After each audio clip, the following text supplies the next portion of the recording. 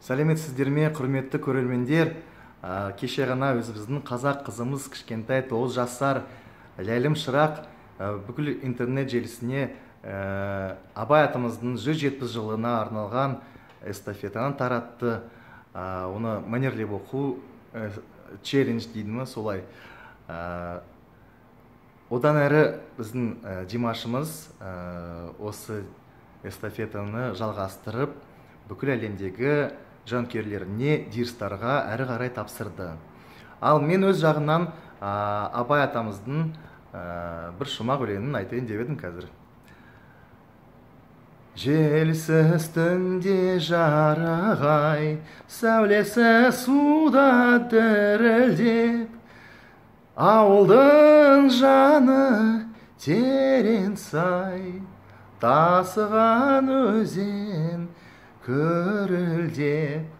Ауылдың жаны терең сай, тасыған өзен көрілдеп.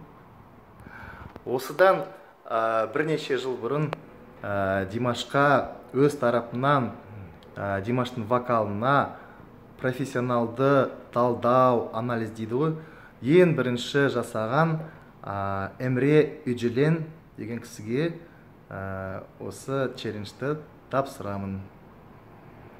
Енді рұқсат болса, орыс тілінде жалғастыра берейін. Всем подписчикам привет. Вчера только вот начался челлендж под названием 175 лет Абаю Кунанбаеву. И его поддержал Димаш. И передал этот челлендж всем остальным его поклонникам, всем дирсам.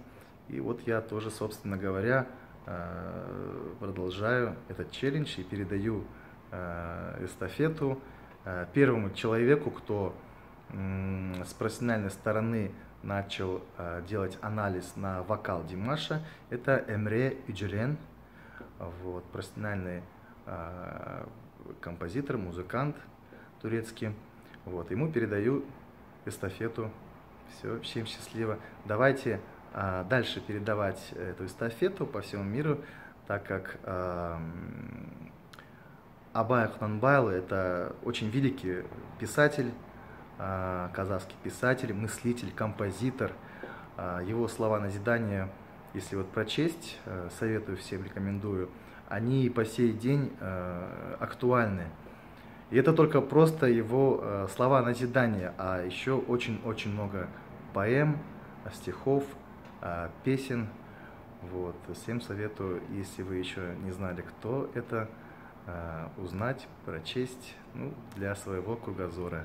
Все, всем счастливо, пока, до следующего включения.